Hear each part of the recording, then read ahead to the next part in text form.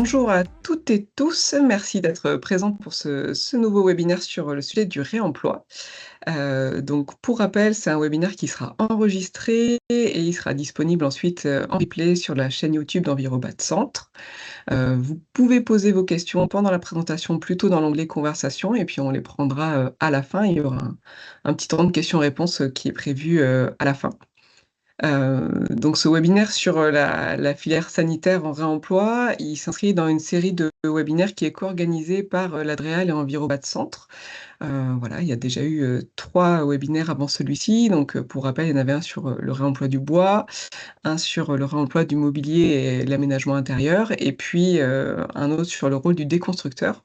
Donc si vous les avez loupés et que ça vous intéresse, ils sont tous visibles en replay sur la chaîne YouTube d'Envirobat Centre. Donc aujourd'hui, voilà, on va parler de la filière sanitaire, et voilà, je profite, de cette introduction pour vous annoncer les dates des prochains webinaires, post-pause estivale. Donc vous pouvez d'ores et déjà les noter dans vos agendas et puis on les remettra dans l'onglet conversation comme ça vous aurez bien les dates. Donc il y en aura un le mardi 15 septembre, il sera un petit peu plus long que ceux qu'on a fait jusqu'à présent, donc ça sera 1 heure et demie, de 10h30 à 12h sur, les enjeux sanitaires du réemploi des matériaux. Un qui sera le mardi 13 octobre et un autre le mardi 17 novembre. Donc les thématiques sont pas encore totalement calées pour les 2 à suivre, mais vous avez au moins les dates, donc si vous voulez noter ça de votre côté, voilà, c'est le moment de le faire. Mais je vais laisser la main du coup, à Hugo Bonnet, directeur général de Cycle Up qui va faire cette présentation. Donc je le laisse se présenter et puis nous présenter les modalités, de réemploi sur la filière sanitaire. Oui, bonjour. Donc du coup, Hugo Bonnet, je suis le directeur de Cycle Up et aujourd'hui, je vais vous parler de comment systématiser le réemploi sur vos chantiers avec un focus sur la filière sanitaire, même si c'est vrai qu'il y a beaucoup de choses que je vais dire qui sont aussi applicables sur d'autres types de filières. Il s'avère que celle des équipements sanitaires en céramique blanche est celle que je connais le plus particulièrement, mais l'idée, c'est aussi de vous montrer un peu des bonnes pratiques applicables sur l'ensemble de vos projets. Déjà, un peu pour que vous compreniez ce qu'est Cycle Up, peut-être que certains et certaines d'entre nous nous connaissent, mais aujourd'hui, Cycle Up est vraiment là pour répondre aux besoins du marché pour massifier la pratique du réemploi. On a 3 leviers d'action. C'est que le premier, on est AMO et BET économie circulaire sur des opérations. Donc, on vient sur des opérations de déconstruction, de construction, de rénovation, à un peu toutes les phases d'un projet, sur un peu toutes les composantes de l'économie circulaire. Donc, pas seulement sur du réemploi, mais aussi sur du recyclage, du contenu recyclé, du biosourcé, du géosourcé. Voilà, donc c'est vraiment amener toute la partie économie circulaire dans un besoin d'économie sur les ressources et d'économie carbone sur les opérations.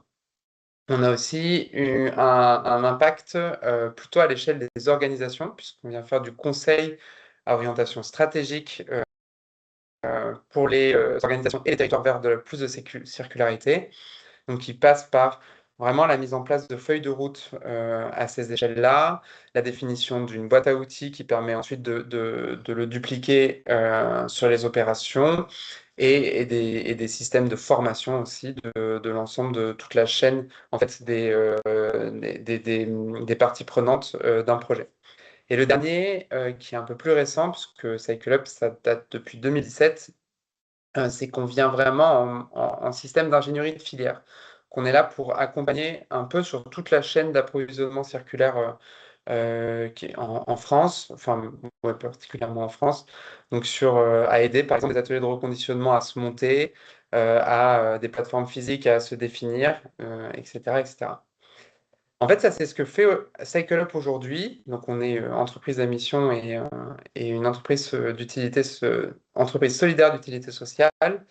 Et Cycle Up, jusqu'au 30 avril dernier, faisait aussi, du reconditionnement de produits du BTP et qui est une activité qui, depuis, a été reprise par une entité qui s'appelle Vesto.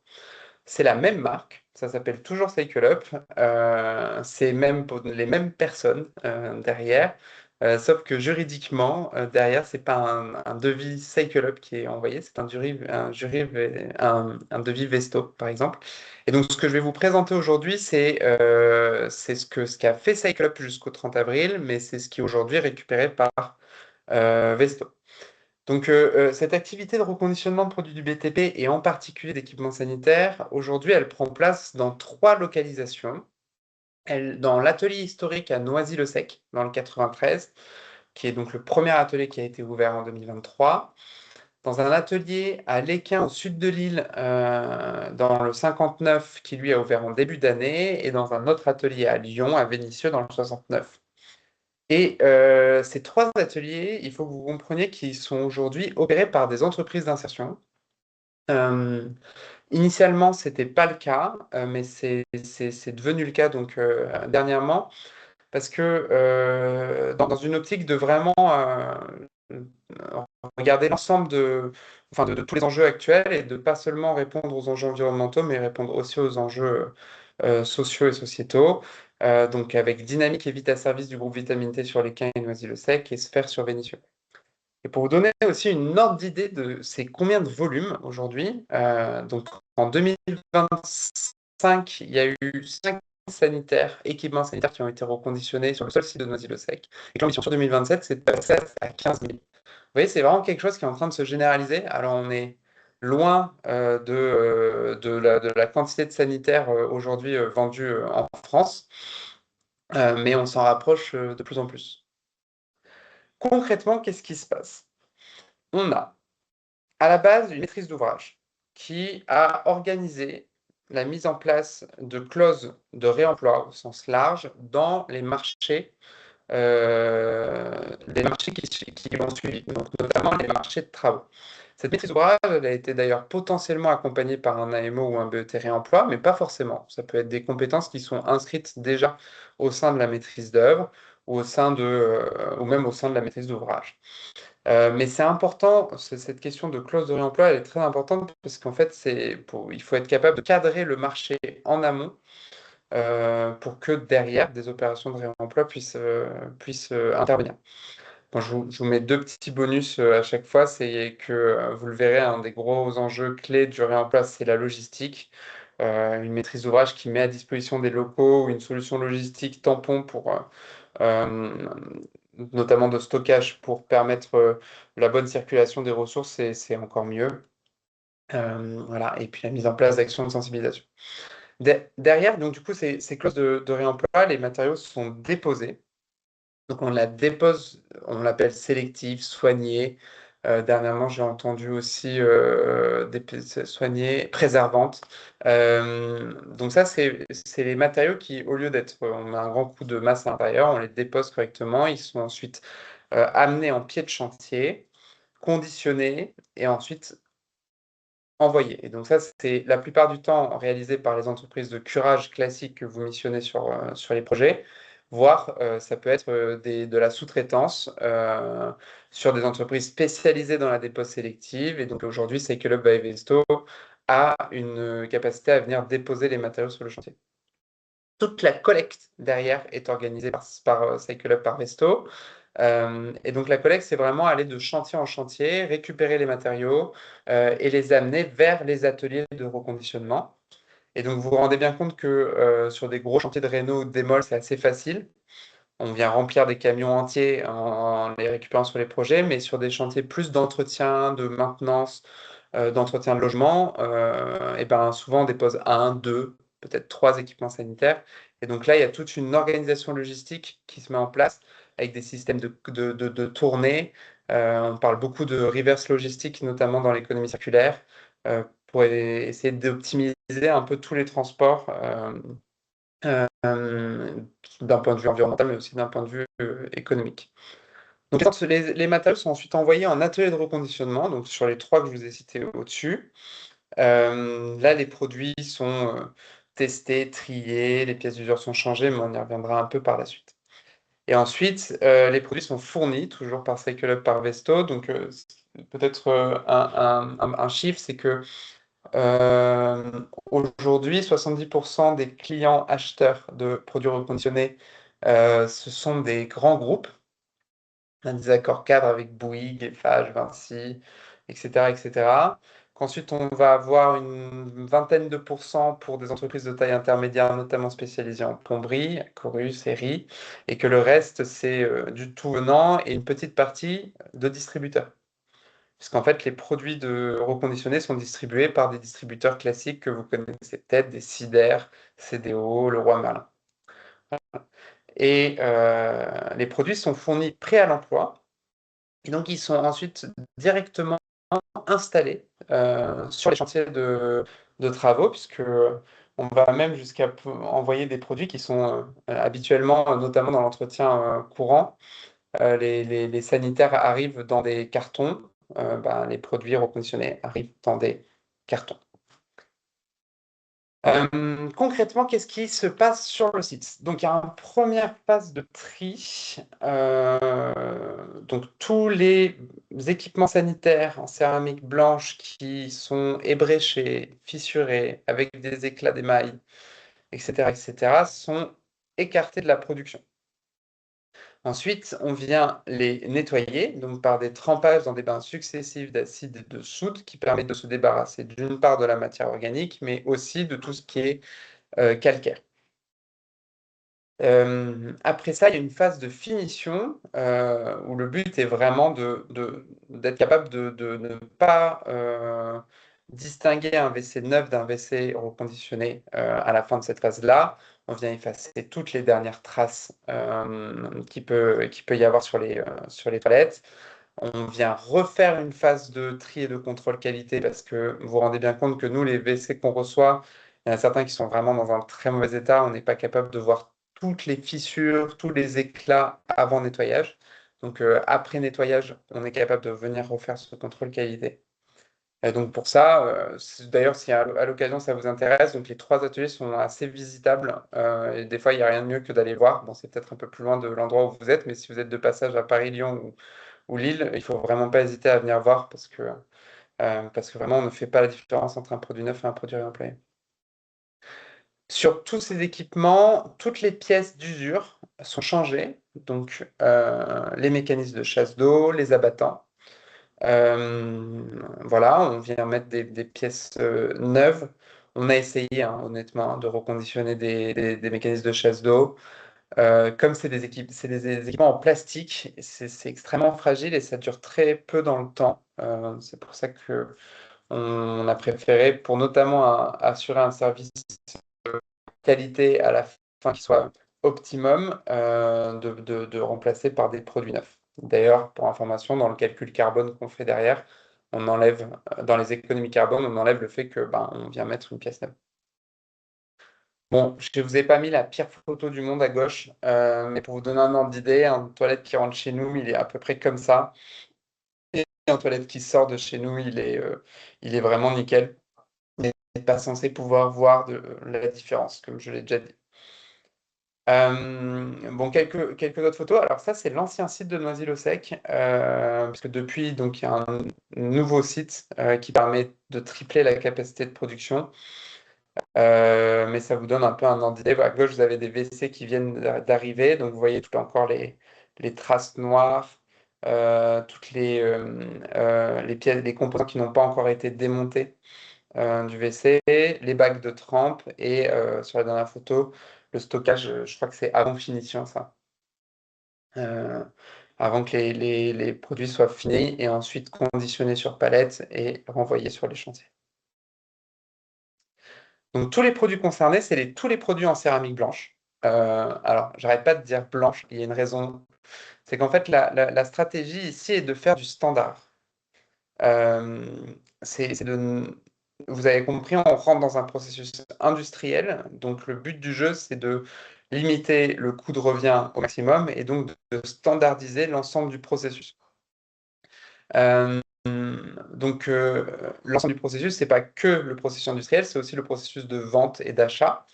Et en fait, avoir des pièces qui ne sont pas standards, c'est très compliqué pour nous, puisque ça veut dire qu'il faut qu'on soit capable de les traiter différemment, notamment dans le processus d'achat et de vente. Donc, on parle souvent de céramique blanche. Voilà, donc on a les WC sur pied standard, PMR ou compact, des lavabos, des colonnes de lavabo. Pour les lavabos, c'est uniquement les lavabos suspendus, pas de lavabo encastrés, parce qu'en fait, on a du mal à venir enlever, à déposer, c'est déjà très compliqué. Et puis enlever toutes les colles et silicones qui sont autour du lavabo encastré, c'est très compliqué. Des lave-mains, des urinoirs, des receveurs de douche, tout ce qui est WC suspendu, PMR et compact, et les vidoirs. On a fait quelques baignoires aussi. mais c'était vraiment ponctuel. Ce qu'il faut que vous sachiez, c'est que ce soit pour un lavabo, une colonne de lavabo, euh, ou un WC sur pied standard, en fait, vous n'avez pas le choix dans la marque. Euh, Prenons le lavabo, c'est un lavabo, soit c'est un lavabo de 55, soit c'est un lavabo de 60, soit c'est un lavabo de 65, mais il va, et on ne s'engagera pas sur une homogénéité du gisement. La raison, elle est très simple, on peut en débattre assez longtemps, mais prenons l'exemple de la rénovation d'un immeuble de logements sociaux. On va rarement voir le lavabo du voisin. Par contre, ce qui est très important, c'est qu'on a un gabarit de lavabo qui permet de faciliter la pose. Donc, on a toujours la même taille de lavabo, on a toujours les mêmes endroits où on peut venir fixer les pattes de fixation à l'arrière. Et sur le WC sur pied, c'est encore plus vrai. Alors, c'est une très mauvaise photo, ce que je vous ai montré, c'est qu'on n'est pas sur une sortie horizontale. Donc ça, c'est par exemple le genre de WC que l'on ne vend pas, puisqu'il n'y a pas de sortie horizontale, ce qui est le WC standard qu'on pose aujourd'hui.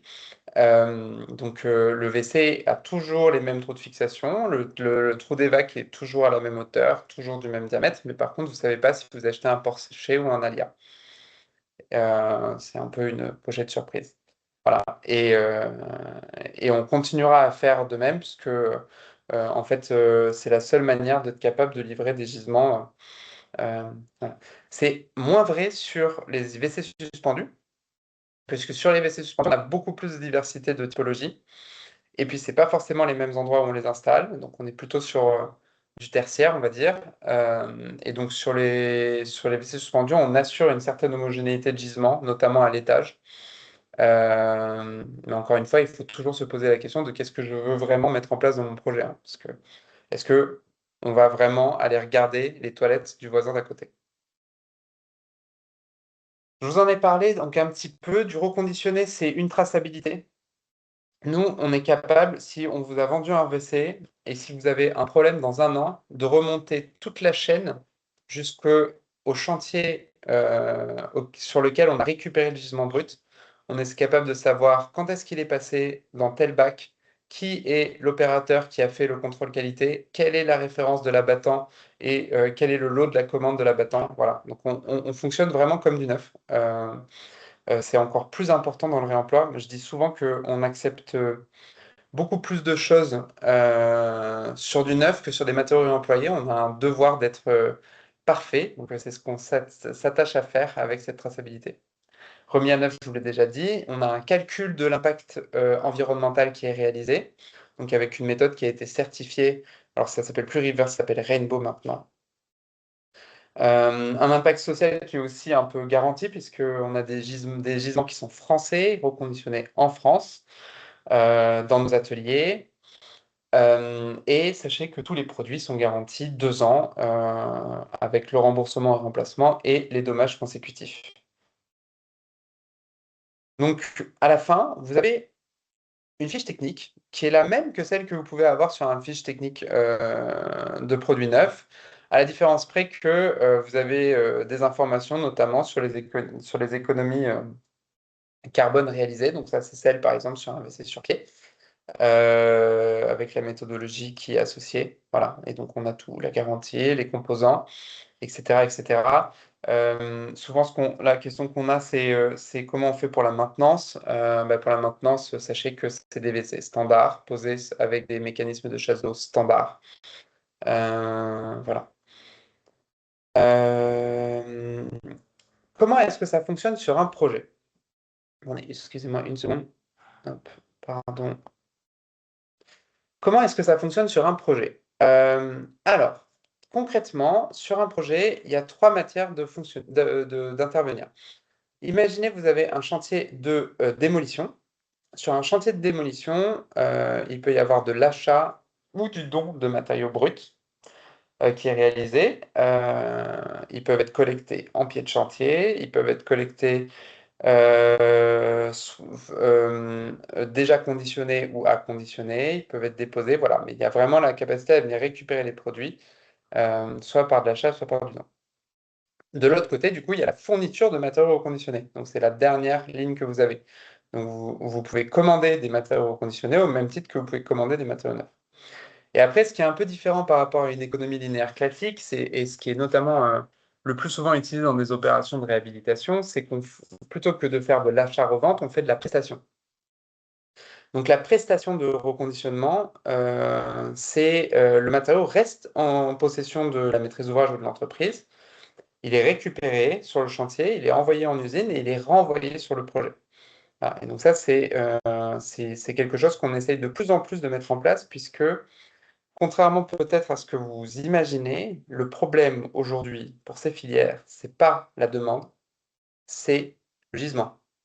L'année dernière, on a fait 5000 unités, on aurait pu en faire 10 000. On avait les commandes pour en faire 10 000 et on avait la capacité de production pour en faire 10 000. Par contre, on n'avait pas les gisements pour en faire 10 000. Et notamment parce que, je ne sais pas si vous vous souvenez, mais au tout début, je vous parlais de mettre en place des clauses de réemploi dans les projets parce que les marchés étaient mal ficelés. Et qu'en fait, sans vouloir être caractéristique, une entreprise qui n'a pas, qui n'a pas envie de faire quelque chose trouvera toujours les moyens de ne pas le faire. Et pourtant, les matériaux sont valorisés financièrement. On peut s'organiser pour venir les collecter. Le but, c'est vraiment de limiter l'effort et l'impact sur le planning et le coût d'un problème. Donc ça, voilà, c'est en particulier ce qui est capable d'être fait. Donc un suivi de travaux réalisés par les équipes de Cycle Up par Vesto. Donc Cycle Up se déplace pour venir identifier les gisements si besoin. Il peut y avoir, on se met au service des entreprises pour faire que les opérations fonctionnent. Les réunions de lancement, vient vérifier les premières déposes pour vérifier que le conditionnement et les matériaux sont bien déposés. Et à la fin, il y a un bilan et un retour d'expérience. Et donc, ce que je vous disais tout à l'heure aussi, c'est qu'on est aussi capable de venir nous-mêmes faire de la dépose sélective ou de cibler des cureurs spécialisés, et nous-mêmes capables de venir faire le conditionnement en paix de chantier, d'organiser des tournées de récupération et de livraison, voire même de poser les équipements. Donc vraiment, le but, c'est de ne pas se substituer au maximum aux acteurs classiques d'un projet, mais que si jamais il y a un besoin, on est là. Euh, Voilà, mais donc typiquement, qu'est-ce que ça veut dire? On a des produits et des critères d'acceptabilité qui sont assez importants. Donc là, c'est un des exemples de produits qu'on n'accepte pas, quand c'est cassé, quand il y a un réservoir en plastique, quand il y a du tressaillage, quand il n'y a pas de trou d'abattant. Donc on a des critères assez précis et quand on intervient sur un projet, en fait, on envoie immédiatement tous nos critères d'acceptation. Comme ça permet de faire un premier tri. Parce qu'on n'a pas l'ambition de reconditionner 100% des sanitaires. Si on pouvait au moins en faire 80, ce serait déjà pas mal.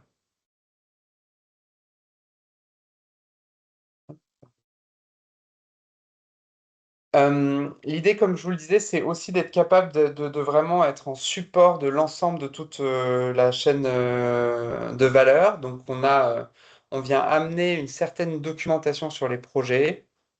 Donc, on a des bilans d'opération, on a des bons de traçabilité, des bons de commande, des bons de livraison. C'est vraiment comme si c'était du neuf. Euh, une attestation de réemploi qui est fournie, des préconisations de conditionnement avec des visuels qui sont fournis. On est capable aussi de vous fournir les fameuses clauses à intégrer au marché sur de la dépôt sélective, sur de la remise en œuvre, etc. Donc ça, c'est aussi des choses qu'on fournit directement. On a une notice de maintenance qui est transmise et qui est disponible sur chacune de nos palettes et de nos cartons, qui donne les références des produits à changer si jamais il y a besoin de les changer.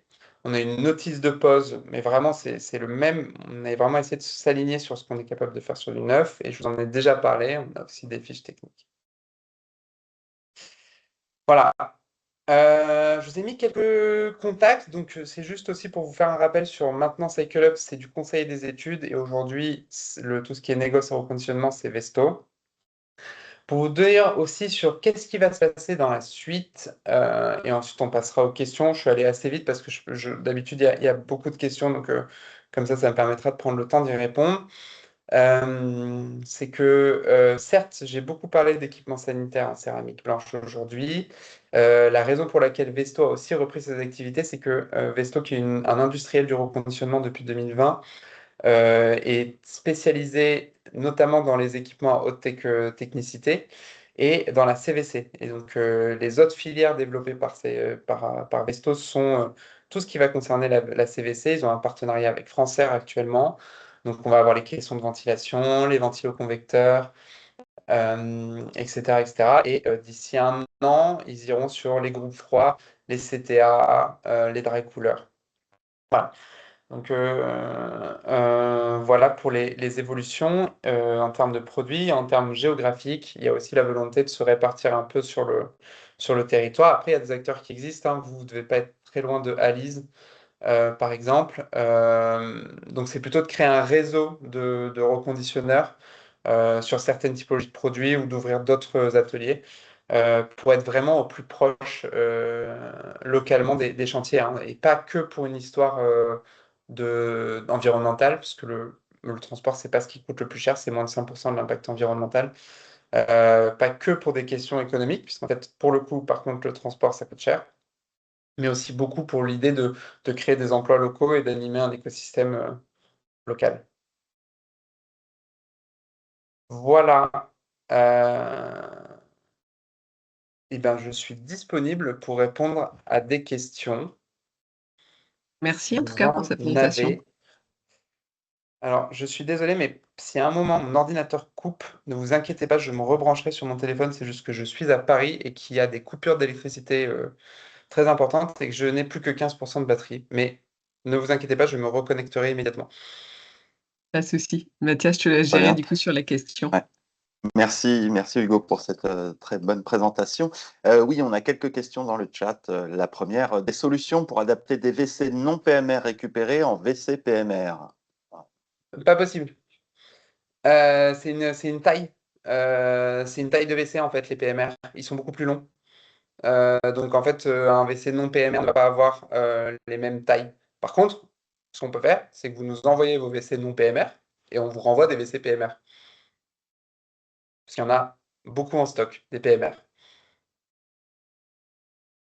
Très bien. Si le projet se trouve dans le sud-ouest, vous pouvez aussi intervenir. Oui, on l'a fait. Alors par contre, d'abord, contacter Sobra, donc François Devin de Sobra. S'il n'est pas capable de répondre, on pourra répondre. Mais nous, on a déjà livré et réceptionné des chantiers jusqu'à Bayonne, hein. Donc voilà. Mais contactez Sobra. Enfin, je ne sais pas si vous les connaissez, mais vous trouverez facilement le contact, c'est SOBRA. Et si François n'est pas capable de vous répondre, vous pouvez passer par nous. Et un des prochains sites est normalement à Bordeaux, donc on sera plus proche du sud-ouest. Très bien, merci. Une autre question qui a peut-être dont la réponse a été apportée, en tout cas partiellement. Vous intervenez dès la phase de conception pour identifier le nombre potentiel de réemploi ou uniquement en chantier?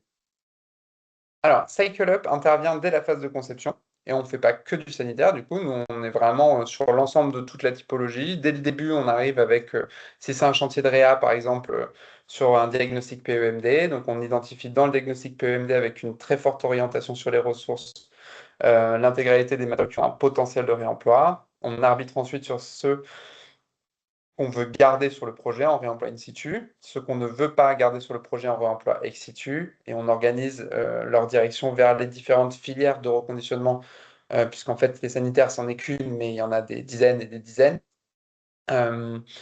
Et donc après, on regarde aussi ce qu'on est capable d'approvisionner, donc réemploi rapporté. Parmi aussi les filières de reconditionnement et autres qui existent sur un périmètre à définir. Et ensuite, on vient traduire ça dans les marchés de travaux. Alors nous, notre grande spécialité, c'est les marchés publics. Et donc, voilà, donc on fait un peu de tout. On fait du privé et du public, mais on aime bien les marchés publics un peu complexes. Sachez que c'est assez... euh, les juristes de marché public ne sont jamais d'accord, mais on arrive toujours à trouver une solution pour prescrire du réemploi. Voilà. Et donc ça, c'est pour la réponse côté Cycle Up. Côté Cycle Up par Vesto, ils aiment bien, ce que je dis ils maintenant, même si c'est toujours notre nom, être informés le plus tôt possible, puisqu'en fait, avoir une visibilité sur les gisements à venir, ça leur permet de planifier la prod et de derrière planifier les approvisionnements. Et en fait, intervenir dès le début et vérifier que tout est bien cadré et qu'ensuite l'entreprise est sélectionnée et qu'on accompagne l'entreprise et qu'on crée une vraie relation avec elle pour que les matériaux soient effectivement déposés puis ou remis en œuvre, c'est très important. Cette question auquel vous avez répondu, mais pour être sûr que j'ai apporté la bonne réponse, savez-vous collecter, reconditionner, relivrer au même maître d'ouvrage? Je crois que oui, c'est la prestation de reconditionnement. Oui, Voilà. tout à fait. Et en fait, on vient même compléter, parce que le problème souvent, c'est que, pour vous donner un ordre d'idée, donc, vous vous souvenez, on récupère les gisements bruts. Ils arrivent sur l'atelier de reconditionnement. Là, on évacue déjà 15% des gisements. Donc il y a 15% des gisements qui sont soit fissurés, soit avec des éclats, soit ébréchés. Donc ça, c'est 15% qu'on évacue déjà. Ensuite, ça passe dans le nettoyage et il faut se dire que sur ce qui reste, on évacue encore 10%. Donc grosso modo, il y a environ 25%, un tout petit peu plus de sanitaires qui, entre le chantier de dépose et le reconditionnement, ne sont pas reconditionnés. Donc, quand vous faites la question de la prestation de reconditionnement, vous avez quand même le même nombre de WC à poser derrière. Donc, on vient compléter avec de la fourniture de produits reconditionnés. Voilà. Mais c'est intéressant de se rendre compte de ça parce que pourquoi est-ce qu'on évacue souvent les produits, les 15 premiers pourcents? C'est parce que soit les matériaux ont été mal déposés, soit ils ont, et ça c'est une petite partie, donc c'est par exemple, je vais vous raconter des trucs tout bêtes, mais quand vous venez avec une disqueuse pour venir découper les fixations des WC au sol, si vous orientez mal la disqueuse, il y a des éclats de métal qui viennent se projeter sur l'intégralité de la céramique et ça crée des éclats sur la céramique. Et ça, c'est du coup quelque chose qu'on ne peut pas reconditionner. Mais par contre, la vraie composante, c'est si ça a été mal conditionné. Et en fait, en transport, si les matériaux sont mal filmés ou mal protégés, nous, on envoie toutes les préconisations de conditionnement. En fait, on a souvent des matériaux, des palettes entières qui débarquent, qui sont complètement cassées. D'où la grande attention à prendre, à bien faire la dépose et bien la conditionner. D'une part, à bien la prescrire, ensuite de bien le faire et ensuite de bien le suivre. Voilà. Bon, ce que je racontais aussi tout à l'heure, c'est sur les évacuations des gisements. En fait, on a deux gammes. On a une gamme de le produit est parfait. Et on a, parce qu'il y a quand même certains gisements certains produits qui finalement sont quand même réemployables, mais qui ne sont pas parfaits. Donc on a une gamme qu'on appelle déclassée. Et c'est là où il y a quelques éclats qui sont visibles. Donc c'est un problème esthétique, c'est pas un problème d'intégrité du matériau. Mais voilà, comme ça on ne jette pas tout non plus. Merci. Ah oui, non, pardon, ce que je voulais rajouter, c'est que cette question de la prestation de reconditionnement, elle marche très bien dans le logement social. Quand on fait par exemple la réno d'une grande barre de logement, en fait, la première cage d'escalier, on dépose, c'est envoyé en atelier, et là on fournit du reconditionné. Et ensuite, après, tout s'enchaîne. C'est-à-dire que les bruts de la première cage viennent alimenter la deuxième cage, qui viennent alimenter la troisième cage, etc., etc. Donc, très pratique. Peut-être juste un tout petit complément par rapport à ce qui a été évoqué à l'instant, sur justement ce soin à apporter pour, le conditionnement, pour le transport. Est-ce que c'est des choses sur lesquelles, sans que la presta soit réalisée par Vesto, par exemple, est-ce que c'est des choses sur lesquelles il peut y avoir un accompagnement, sur une journée? Pour montrer par exemple on va dire, à celui qui va faire le curage sur le chantier, comment correctement, conditionner les WC? Parce que même s'il y a toutes les fiches et cetera, j'imagine que c'est Bien une sûr. question qui se pose. Ouais, ouais, complètement. Après, savoir si vous la feront rémunérer cette journée, je ne sais pas. Mais en fait, il faut quand même se dire qu'il y a un enjeu très très fort à la formation des équipes de dépose sélectives.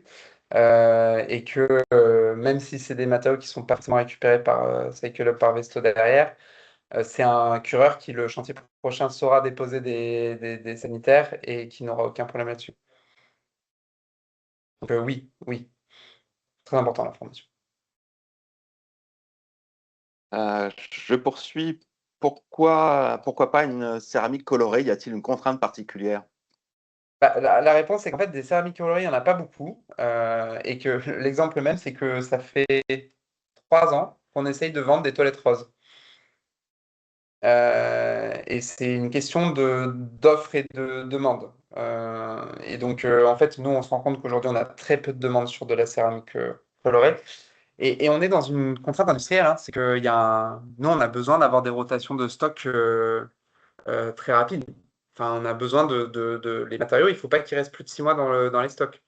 Donc, tout ce qu'on a du mal à vendre, on ne le prend pas à l'achat. Je sais pas si ça répondait à la question. Mais donc, du coup, pardon, pour compléter, il n'y a aucune raison technique. Sauriez-vous reconditionner également des lavabos sur meubles? Il y a une photo qui a été postée dans la Je vais la conversation. regarder. Et quand vous déposez, vous gérez aussi la neutralisation des réseaux d'eau en mettant des bouchons. Voilà, dans la suite Oui, de cette même question. OK. ouais, on fait toutes les consignations. Alors, lui, je pense que oui. Je pense que oui. Ah. Lui, il est possible, je pense. Parce qu'en fait, il est facilement déposable. Ouais, je pense que c'est possible. Donc, écrivez à Cycle Up par Vesto et enfin l'adresse mail qui était à la fin et envoyez-leur la photo et je pense qu'ils vous diront oui. Non, moi, c'était vraiment les encastrés là. Je ne sais pas si vous voyez, c'est ceux où il y a un plan vasque et les lavabos sont vraiment encastrés dans le plan vasque. Et puis, voilà la dernière question. Peut-être d'autres vont arriver, mais pour l'instant, c'est la dernière. Bonjour, y a-t-il des quantités minimum pour une opération? Oui, 8. Très bien. Ça, c'est la réponse bateau. En réalité, ça dépend de la typologie de matériaux, de l'endroit où est le chantier, de si on est capable d'organiser des tournées. Je vous le disais, la logistique, c'est un très fort coût. Donc, la plupart du temps, les matériaux qu'on récupère, les bruts, on les achète.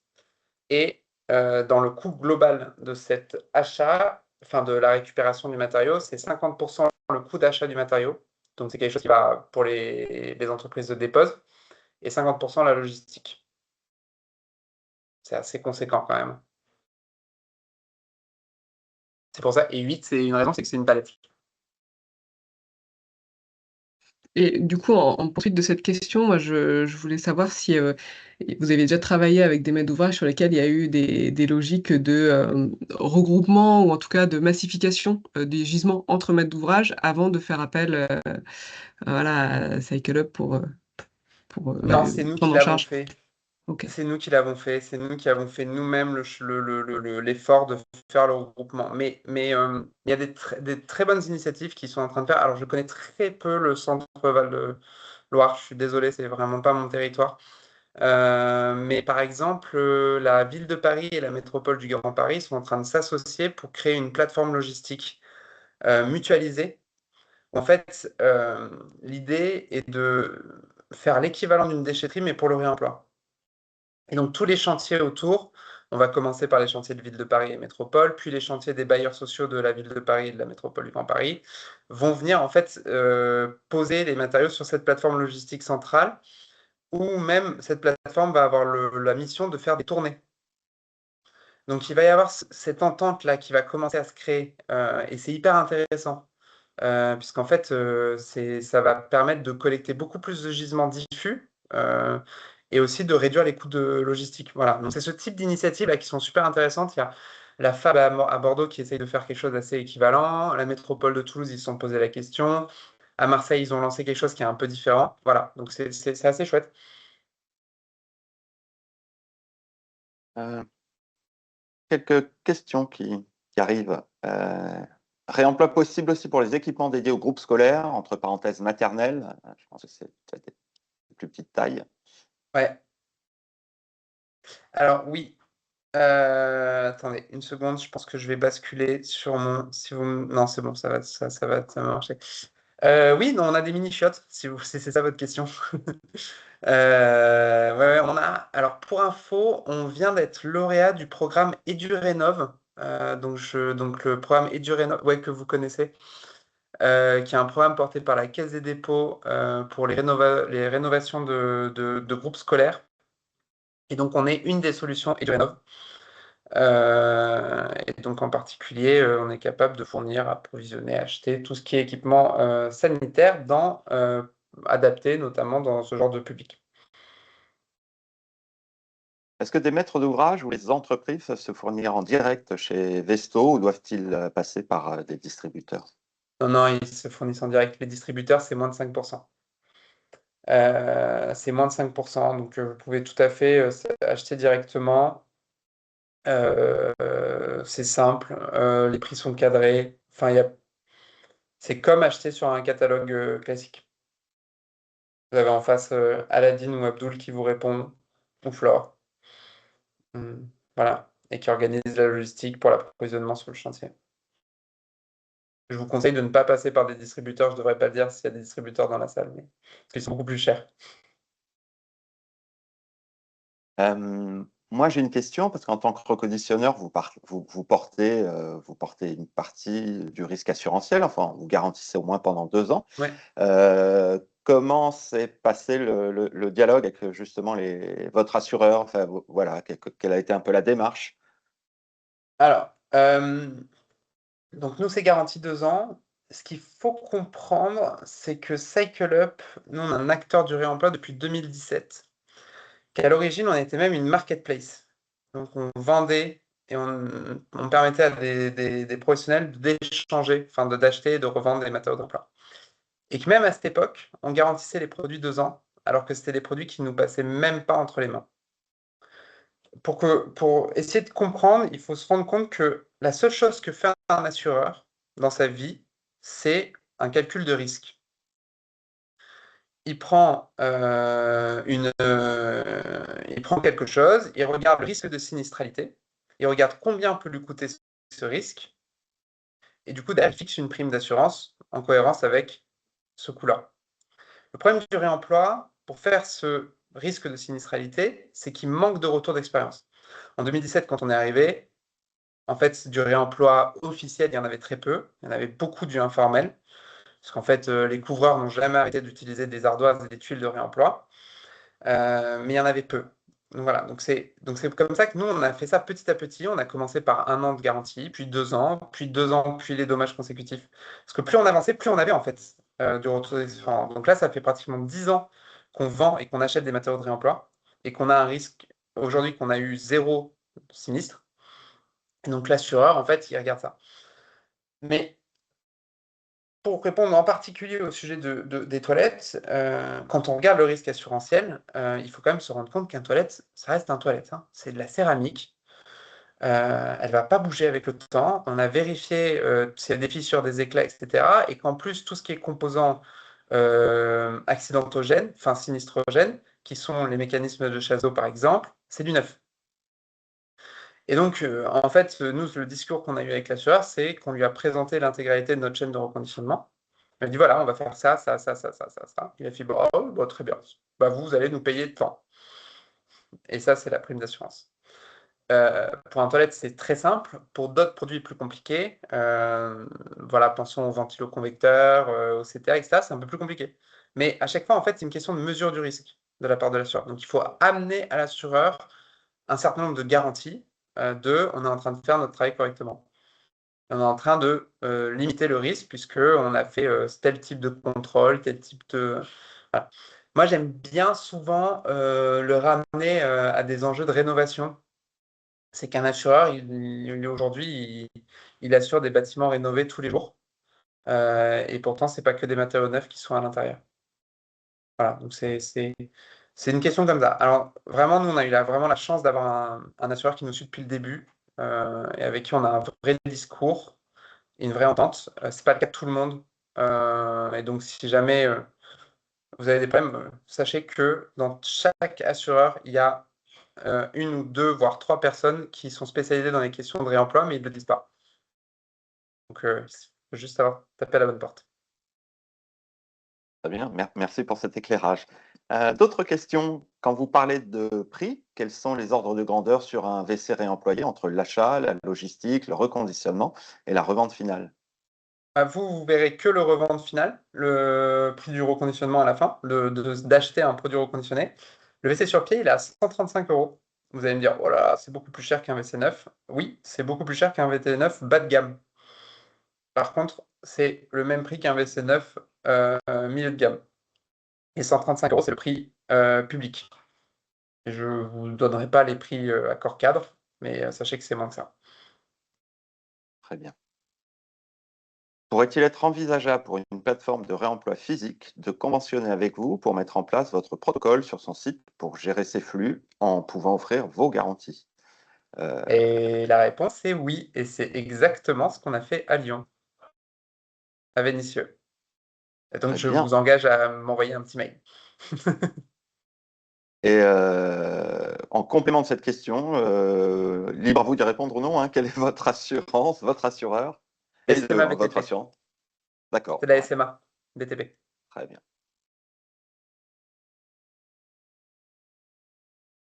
Il faut insister un peu des fois, hein.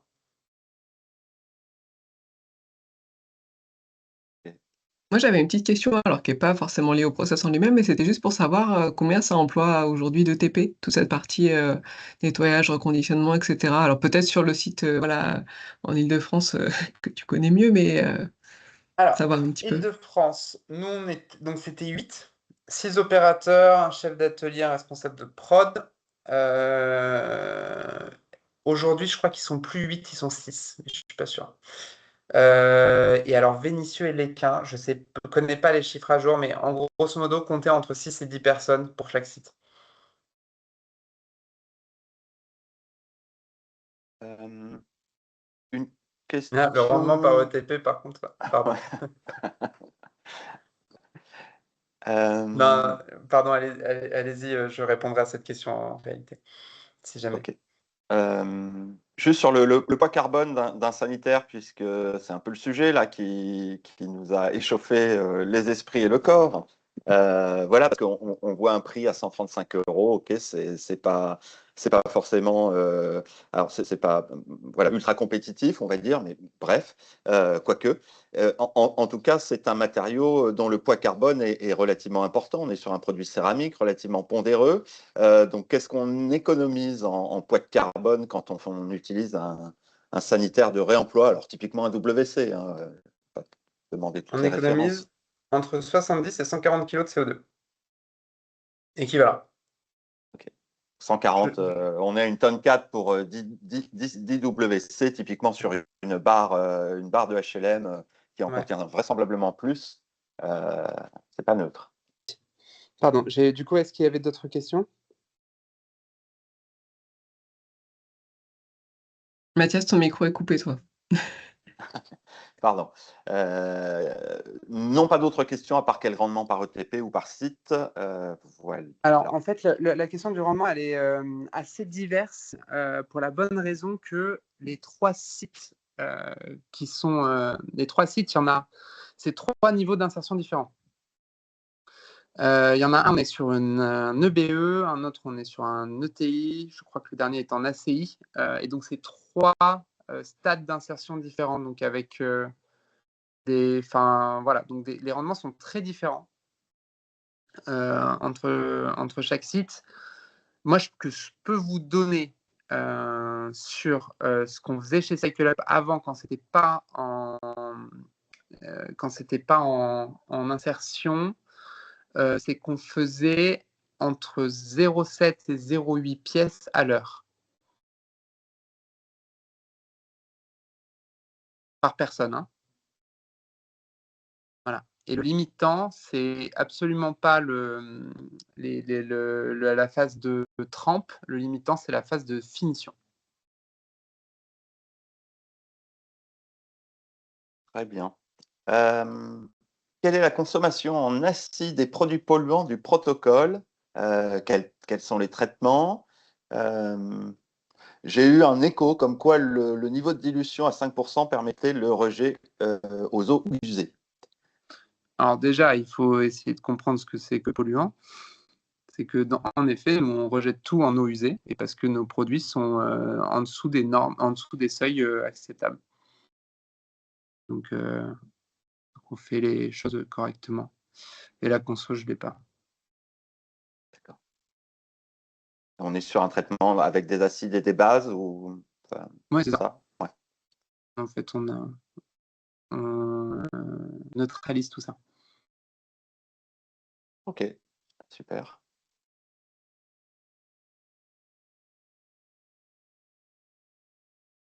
Je ne vois pas d'autres questions apparaître.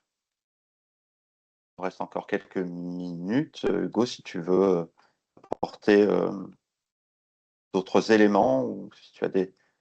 Non, peut-être juste un dernier appel. Vous l'avez compris, le problème, c'est les gisements. C'est vraiment le gros enjeu du moment. Donc, s'il vous plaît, si vous avez des projets avec des brutes, ne les jetez pas. On en a vraiment, vraiment, vraiment besoin. Voilà, donc c'est pour ça qu'aujourd'hui, on privilégie notamment les prestations de reconditionnement plutôt que de faire de l'achat-revente, puisque comment on est capable de sécuriser les produits à reconditionner.